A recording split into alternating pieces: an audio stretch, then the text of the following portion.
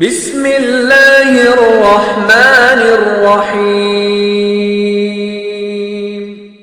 হযরত আলী রাদিয়াল্লাহু আনহু বলতেছেন, আমার যখন মন চায় আমি আল্লাহর কথা শুনবো, তখন আমি কালামে পাক তেলাওয়াত করতে থাকি। আমি আমার জবান দিয়ে আমি আল্লাহর কথা শুনতে থাকি। সুবহানাল্লাহ। বলেন তো, এই যে কোরআন আমরা পড়ি, ছোট ছোট বাচ্চারা পড়ে, এই কোরআন কার কালাম? আল্লাহর কালাম। কালাম শব্দের অর্থ হচ্ছে কথা, মানে আল্লাহর কথা।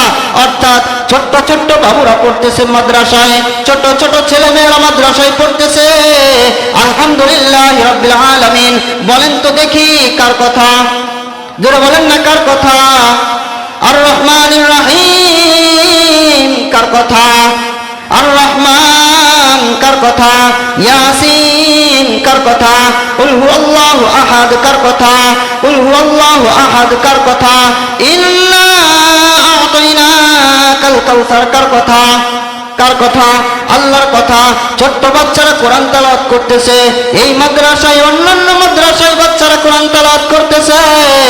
বাচ্চা ছোট হইতে পারে, বাচ্চার সমাজে দাম না থাকতে পারে, বাচ্চার সমাজে মর্যাদা না থাকতে পারে, কিন্তু সাবধান, এই বাচ্চার জবান থেকে যা তেলাওয়াত হইতেছে, এই বাচ্চা যা তেলাওয়াত করতেছে তা কিন্তু ছোট নয়, তার দাম কিন্তু কম নয়, বরং বাচ্চার জবানে আল্লাহ কথা বলতেছেন।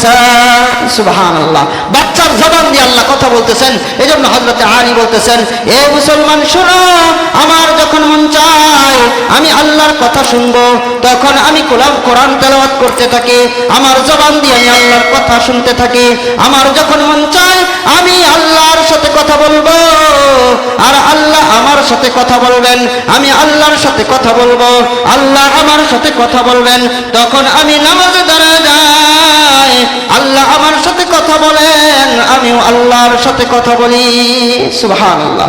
হাদিসের মধ্যে এসেছে, বান্দা যখন নামাজে দাঁড়ায় যায়, তখন বান্দার মাঝে আর আল্লাহর মাঝে যে হিজাবখানা আছে, নামাজে দাঁড়ানোর সঙ্গে সঙ্গে আল্লাহ কুদরতি ভাবে সেই হিজাবখানা সরায় দেন। অর্থাৎ বান্দার মাঝে আর আল্লাহর মাঝে আর কোনো ওয়াসিতা থাকে না, আর কোনো হিজাব থাকে না, আর কোনো পর্দা থাকে না, সরাসরি আল্লাহর সাথে বান্দা কথা বলতে থাকে না। সহিহ মুসলিমের 395 নম্বর হাদিস, রাসূল বলতেছেন হাদিসে কুদসি, কাসামতুস সালাতা বাইনি ওয়া বাইনা আবদি নিসফাইন, কাসামতুস সালাতা বাইনি ওয়া বাইনা আবদি নিসফাইন। ও বান্দা, বান্দা তুমি যখন নামাজে দাঁড়াও, শুনো শুনো, নামাজকে আমি আমার মাঝে আর বান্দার মাঝে দুই ভাগে ভাগ করে নিয়েছি, অর্ধেক আমার জন্য আর অর্ধেক আমার বান্দার জন্য। সুবহানাল্লাহ।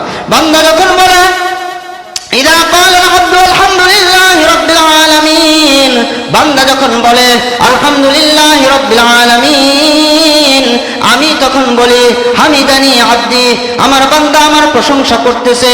বান্দা যখন বলে আর রহমানির রহিম, আমি তখন বলি আফনা আলাইয়া আব্দি। বান্দা যখন বলে মালিক ইয়াউমিদ্দিন, আমি তখন বলি মাজ্জাদানি আব্দি। বান্দা যখন বলে ইয়াকা না'বুদু ওয়া ইয়াকা নাস্তাঈন, আমি তখন বলি হাদা বাইনি ওয়া বাইনা আব্দি। সুবহানাল্লাহ। এভাবে নামাজের মধ্যে বান্দার সাথে আলোচনা চলতে থাকে, কথা চলতে থাকে। অন্য এক riwayate আছে, বান্দা যখন বলে আলহামদু, তখন আল্লাহ ডাক দিয়ে বলেন, ও বান্দা, লিমানিল হামদ, কার প্রশংসা করো, কার প্রশংসা? বলেন তো বান্দা কার প্রশংসা করেন? আল্লাহ জানেন কিনা?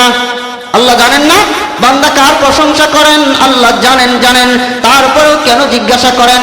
মুফাসসিরিনে কেরাম জবাব দিয়েছেন, শুনো শুনো শুনো, মা তো জানেন সন্তানের কি হয়, তারপরেও ছোট্ট বাবু যখন কথা বলতে শিখে, তখন মা বারবার বলে, বাবা বলো আমি তোমার কি লাগি, আমি তোমার কি লাগি?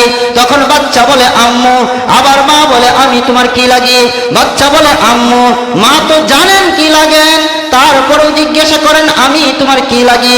বাচ্চা বলে আম্মু। কয়েকবার জিজ্ঞাসা করার পরে বাচ্চা এবার বিরক্ত হয়, আর বলতে চাই না। তখন মা বাচ্চাকে কুলে তুলে নেয়, দরদ বেড়ে যায়, এবার বাচ্চার গালে চুমু খায়, এবার বাচ্চার কপালে চুমু খায়, আর বলতে থাকে তুমি তো আমার আম্মু লাগো। বলে কিনা? বলে না? মা বলতে থাকে, মুফাসসিরিনে কেরাম বলতেছেন আল্লাহ তো জানেন বান্দা কার প্রশংসা করে, তারপরেও আল্লাহ কেন জিজ্ঞাসা করেন, কেন জিজ্ঞাসা করেন? কারণ হইল আল্লাহ বান্দার দিলে মহব্বত বাড়াতে চান, মহব্বত বাড়াতে চান। বান্দা যখন বলে আলহামদুলিল্লাহ, তখন আল্লাহ ডাক দিয়ে বলেন, ও বান্দা লিমানিল হামদ, কার প্রশংসা করো, কার প্রশংসা? এবার বান্দা বলে লিল্লাহি, আল্লাহর প্রশংসা। আল্লাহ ডাক দিয়ে বলেন, ও বান্দা লিমান মানিল্লাহ, মানিল্লাহ, কে আল্লাহ, কে আল্লাহ? আল্লাহ তো জানেন কে আল্লাহ, তারপরেও জিজ্ঞাসা করেন কে আল্লাহ? এবার বান্দা বলে রব্বিল আলামিন, রব্বুল আলামিন যিনি বিশ্ব জাহানের পালন কর্তা, যিনি বিশ্ব জাহানের রব, যিনি আল্লাহ হলেন তিনি। সুবহানাল্লাহ, বিশ্ব জাহানের রব যিনি আল্লাহ হলেন তিনি। এবার আল্লাহ আবার প্রশ্ন করেন মান রব্বুল আলামিন, ও বান্দা কে রব্বুল আলামিন, কে রব্বুল আলামিন?